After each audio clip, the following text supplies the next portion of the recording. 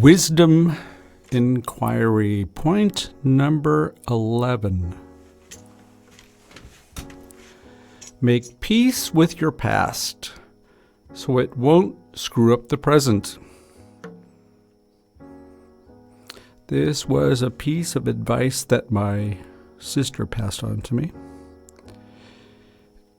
And little could Wisdom Inquiry or my sister know that this is the key to truth and reconciliation. My name is Mike, and you have entered the tipping point. Shakespeare was quoted as saying that all the world's a stage and we all play a part.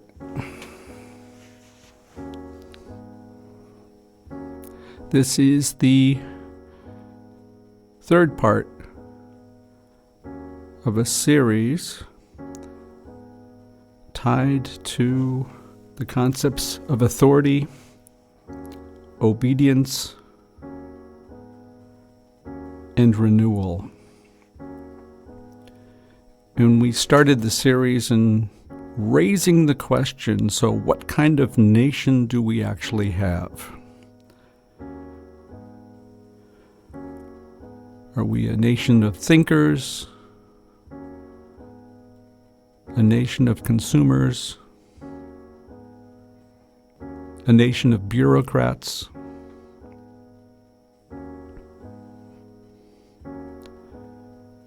A nation of followers? And I had argued that it was my wish that we would be a nation of activists. And I used the example that activism is not always overtly active. If we look at the power to be found within passive resistance, if we ignore the demagogue,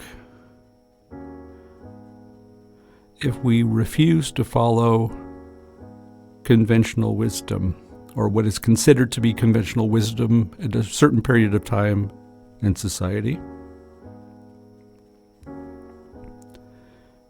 if we decide, regardless of the consequences,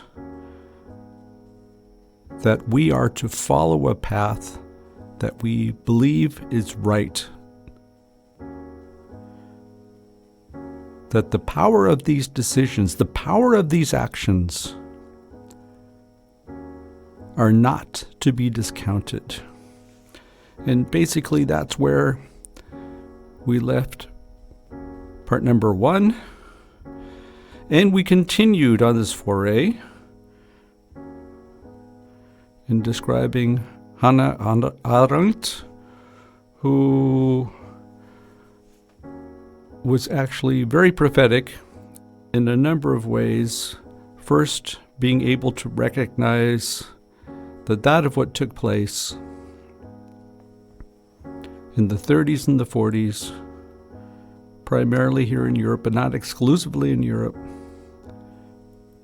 that not only can that take place anywhere, but there's a little bit of a sinner and a saint in all of us. And the question is to what degree we are capable of taking a step back, observing our actions, and contemplating, is this what we want?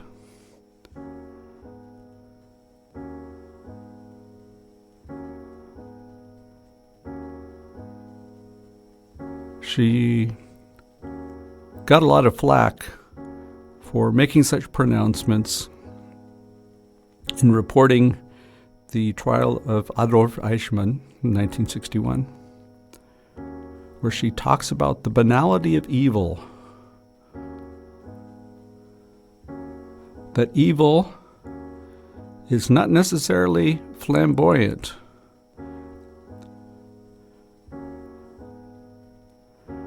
But it lies in the execution of certain tasks that we are all capable of committing.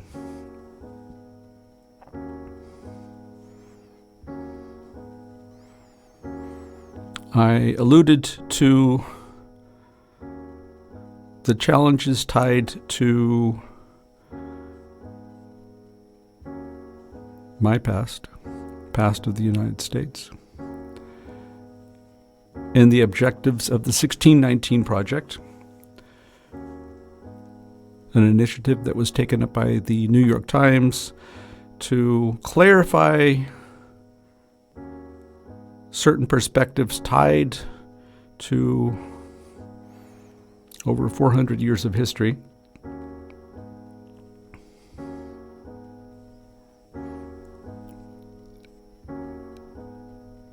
And why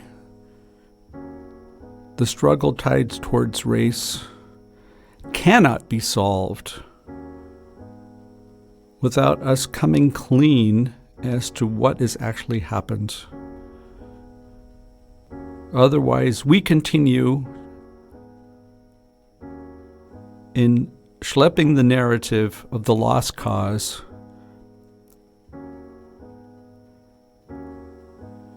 and we're all to blame.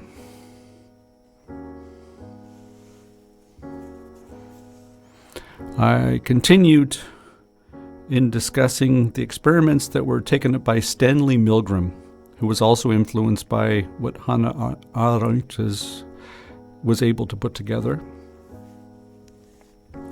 in his experiments in the peer pressure that allowed for 2/3 of the participants to give fictionary fatal jolts as a punishment for mixing up word pairs.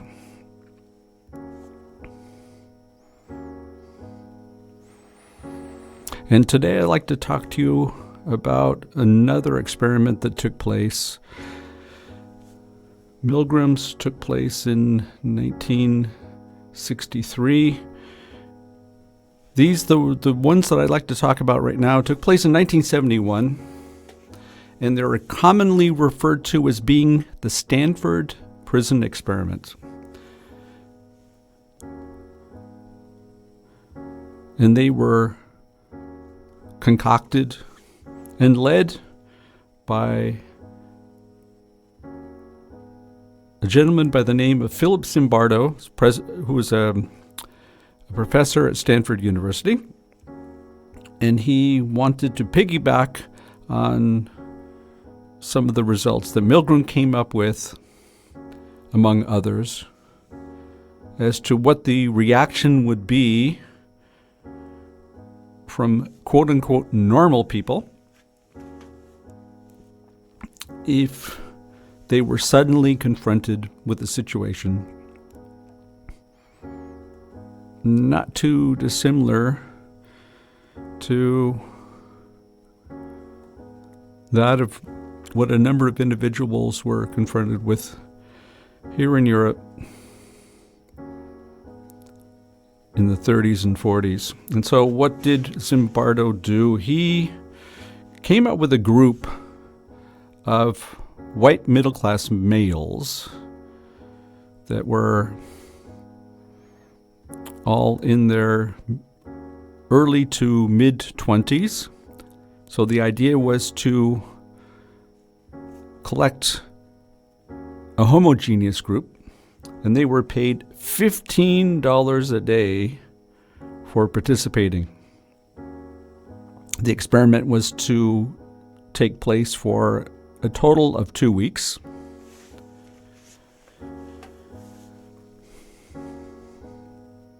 And basically the gentlemen were rounded up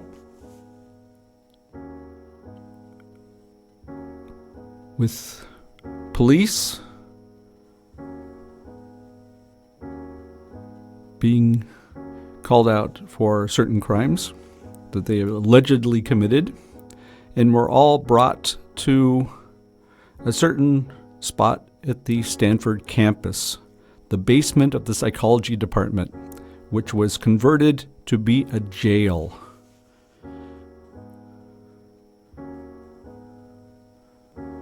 So we have these upper middle class males who were arbitrarily put into two categories. One group were told that they are guards,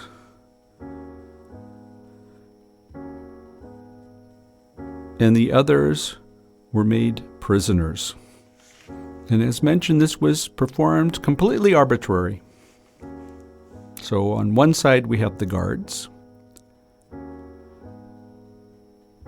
and on the other side we have the prisoners.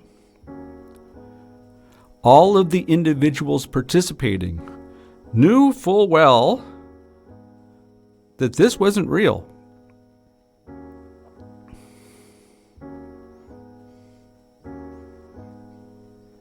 And then the horror began.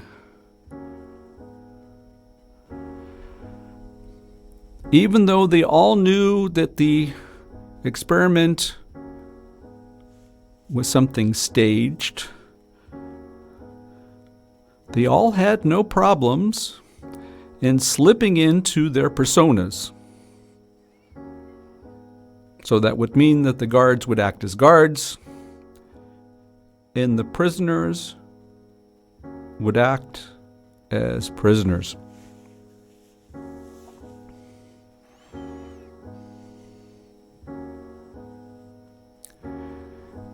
And it was not always so clear-cut as to what the reaction would be either from the guards or from the prisoners. There were certain guards that truly relished in taking on this persona. And they were especially vicious. They went out of their way to humiliate the prisoners at every opportunity.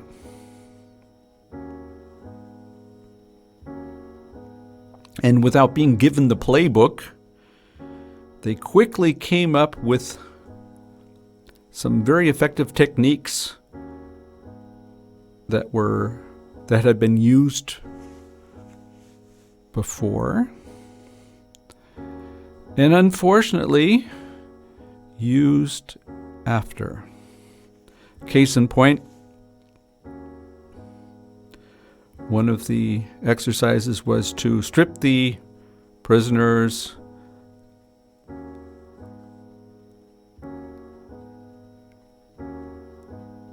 and perform actions that were found later on in 2003, 2004 in the Abu Ghraib prison in Iraq. Exact same exercises. And I'm sure they didn't have access to the Stanford Prison Experiment playbook either.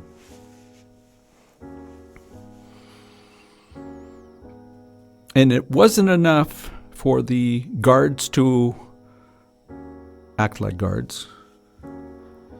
It wasn't enough for the prisoners to act like prisoners. But we had individuals who were responsible for conducting this experiment.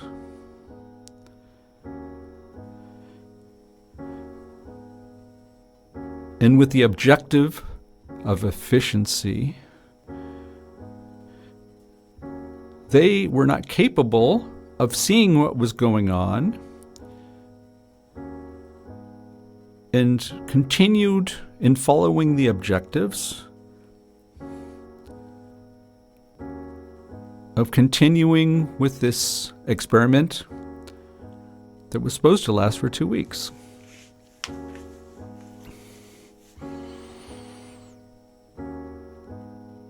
And somebody from the outside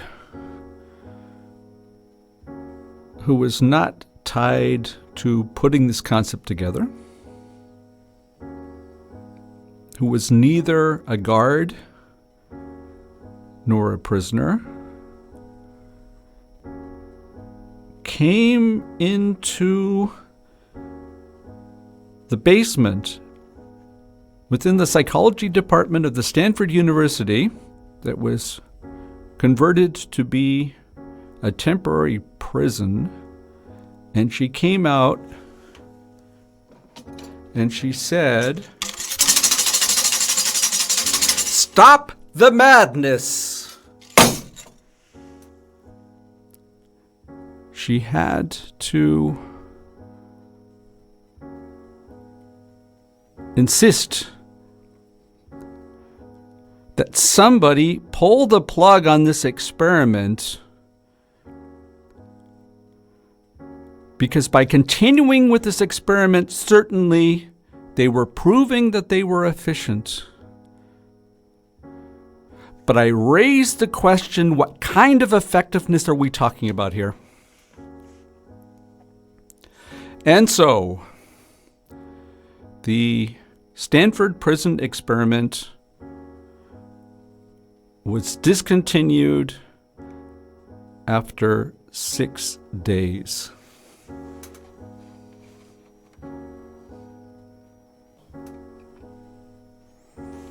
Situational or dispositional is the question that we are posing today. You are listening to Radio Tipping Point. And this is the third part of a series titled Are We or Aren't We? Stories of Authority, Obedience, and Renewal. And we just finished going through a play-by-play description of what took place in 1971, staged by a gentleman by the name of Philip Zimbardo, who is still alive. And he continues to talk about something that took place it would be 50 years ago now. And as I mentioned earlier, we had guards that relished in playing this role. And you had prisoners that also were able to slip into this persona without any difficulty. But that clearly wasn't everyone. So you had guards that gave the propaganda lip service, but as soon as nobody was looking, they were able to bestow clemency on the prisoners.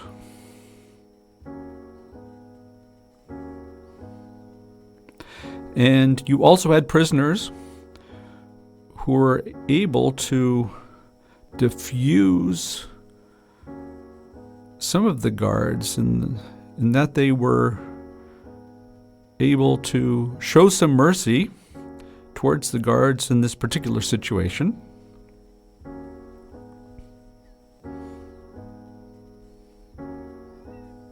Which was very often for them the wisest strategy they could follow. So what does this actually mean?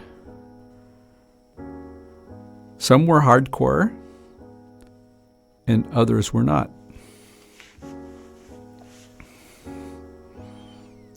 There is a concept that Zimbardo talks about later on after the experiment.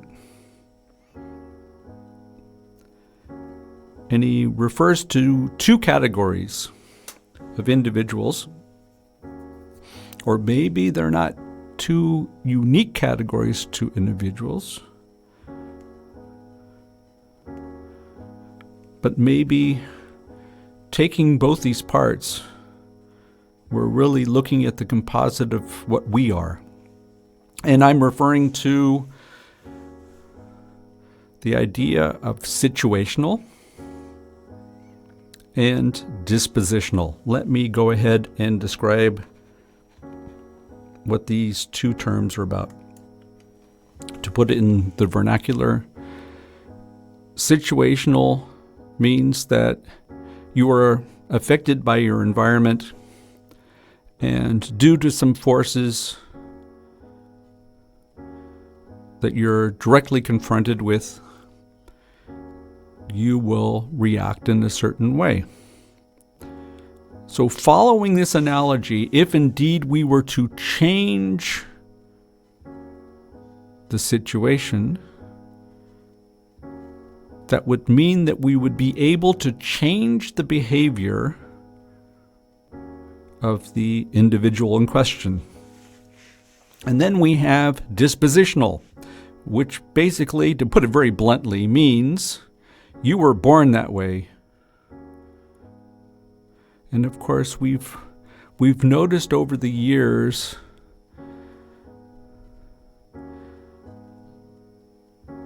that we have moved farther away from purely thinking that everything is dispositional. You were born that way, and so we need to deal with you as you are.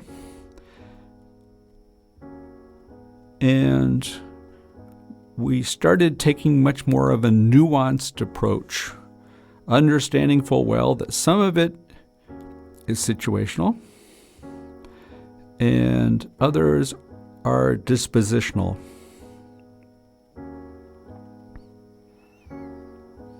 And I'm afraid that none of us, including yours truly, none of us are off the hook.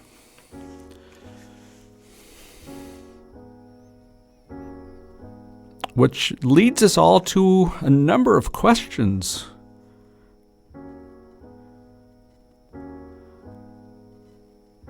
And in my mind, the biggest question has to be, do we always have the right to be so sanctimonious about the behavior of individuals in a certain situation, knowing full well that had we been put in that same situation, there is no guarantee that we would have acted any different? And this point is key. So, and the intention is not to let anybody off the hook.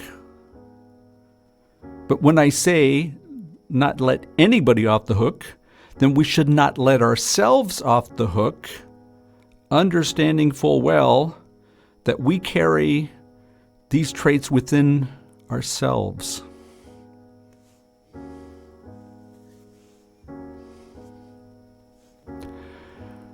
I'd like to go back to the 1619 project again to refresh.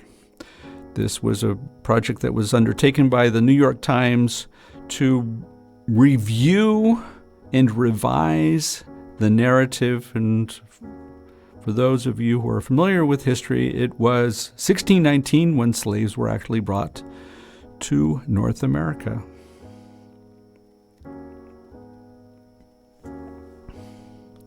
And as I mentioned in the beginning of this program, make peace with your past so it won't screw up the present. And we have too many examples to count of where we are not able to make peace with the past. And with that, we continue in a very glorious way to screw up the present.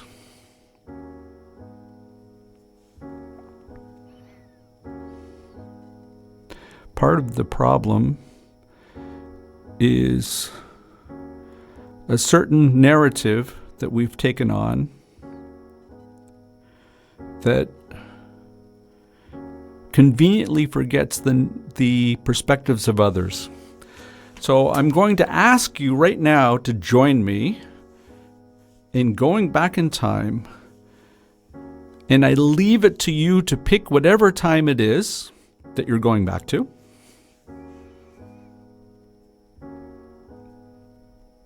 We can take separate journeys.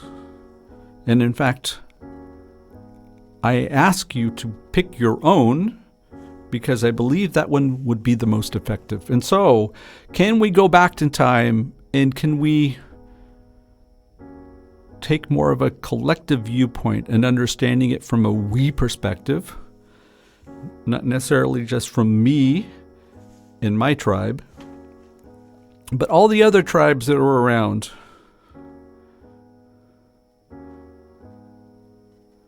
And when we view the individuals that were involved at that time, if we view the behaviors of those individuals at that time, if we review the decisions that were made at that point in time, I ask you to do one thing.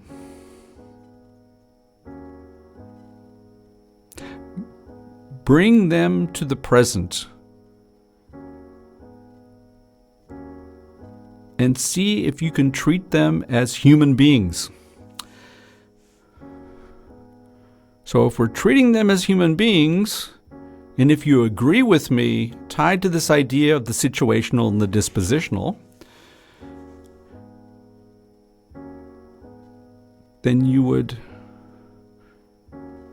treat those individuals from back then the same way as you would treat anybody that you know, and hopefully yourself. That's one of the big problems too, that we don't do a very good job of letting ourselves off the hook.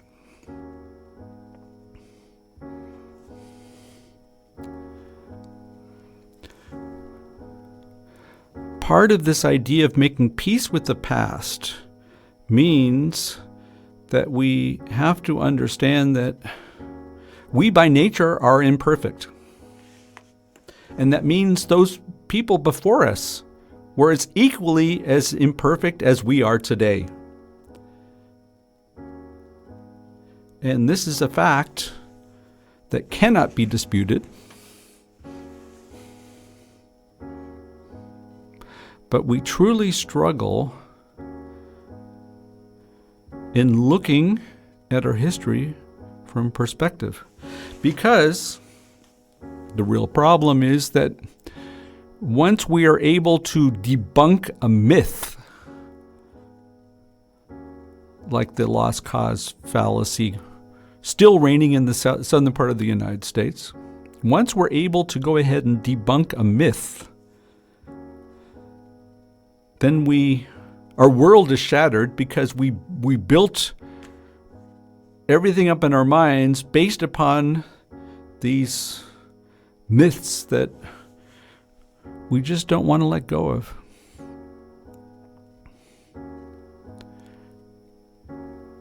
And we go through the horror of putting everything into question and raising one big question. So what can we believe in?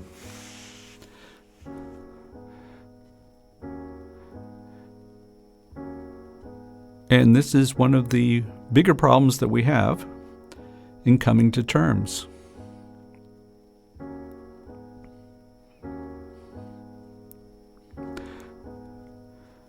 So we first have to admit that it wasn't as we thought it was.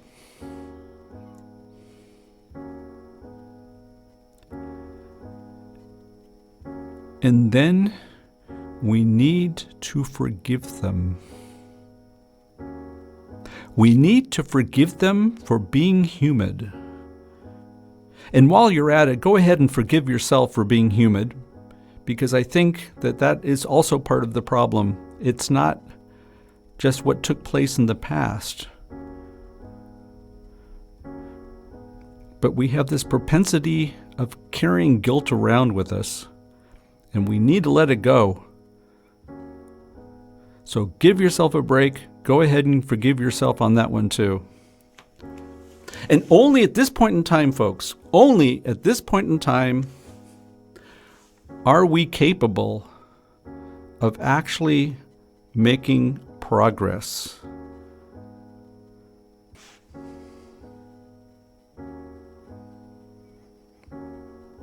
Meanwhile, back in 1619, so what is the real issue? We do not want to be identified with this past because it does not meet the standards that we would like to adhere to. And although we cannot do anything about the past, we do feel guilty. And so it's much easier to just say that was then and this is now, because that is the placebo that we take to alleviate ourselves of our guilt. And in the same sentence, we make the claim that that could never happen today, right? Isn't that the whole idea of the phrase, never again? Which kind of has become a mantra. And I raise the question, never again what? What are we actually referring to, never again? That we will never be situational again? We'll never be dispositional again?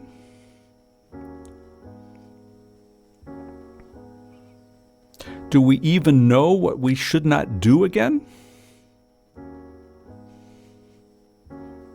And do we take the measures required, knowing full well that we're all a little bit of a sinner and a little bit of a saint, all rolled up into a human being? So do we know what we need to do to properly execute never again? I'm not sure. I'm not sure.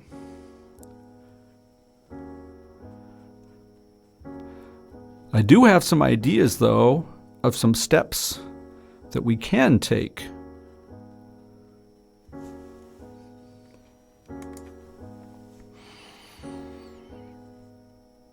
The first one would be awareness, that we are aware of what's taking place.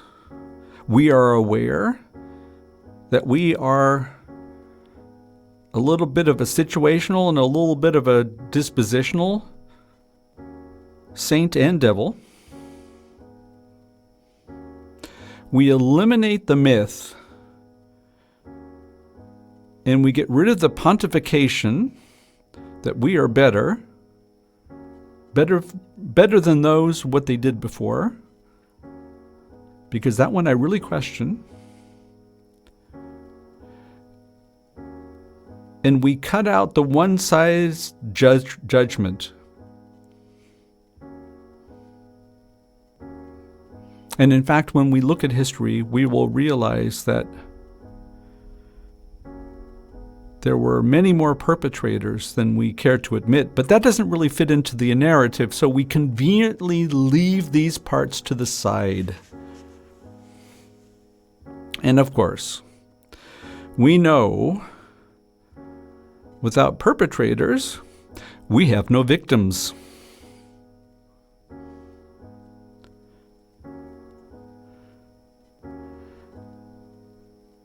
And now we are in not only month 17 or 18, depending upon where you are, but we had a hell of an epiphany taking place on the 6th of January of this year.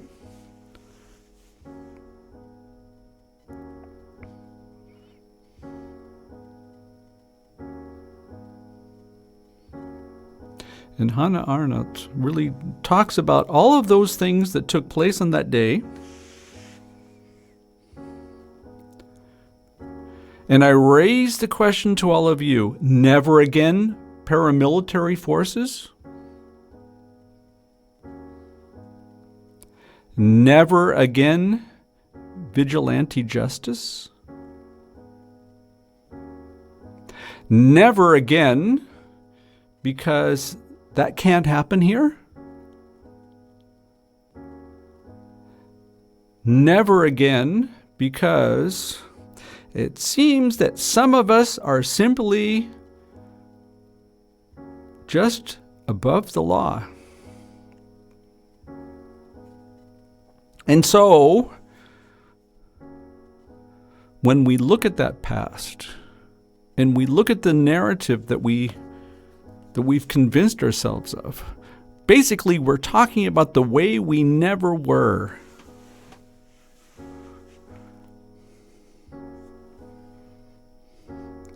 I go back to the quote from Wisdom Inquiry, point number 11, that my sister so kindly shared with me. Make peace with your past so it won't screw up the present. I don't know what your take is, but we do a terrible job. And if there's one thing that I would love to correct so that we can truly make progress,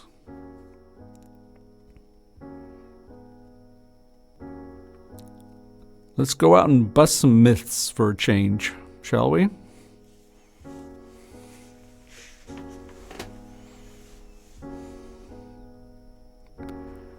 And let's go ahead and drop the guilt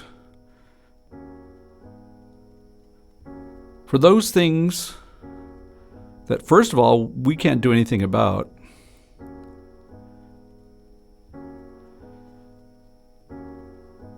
And being human beings, none of us are infallible.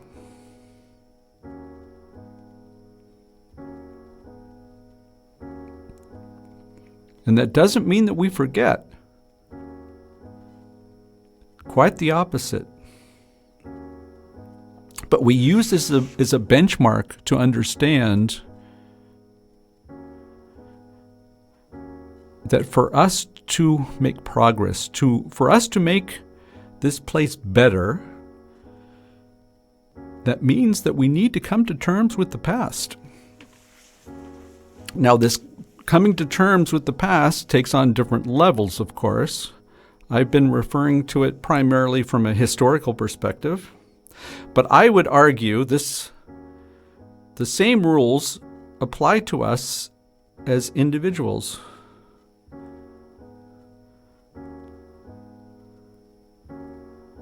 Once we are able to free ourselves, only at that point in time do we have the chance of really claiming empowerment. And for those of you who have been listening to the show since we've been on the air for the last 2 years, you know that it's all about empowerment, that we take control of our own affairs. We take on the responsibility for those things that we decide. We relish in the ability to manage this on our own.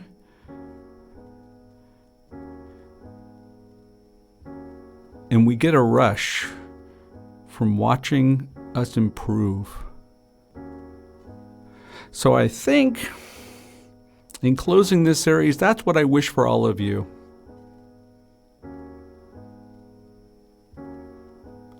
The ability to go out there and cause some hell and be proud of being yourself.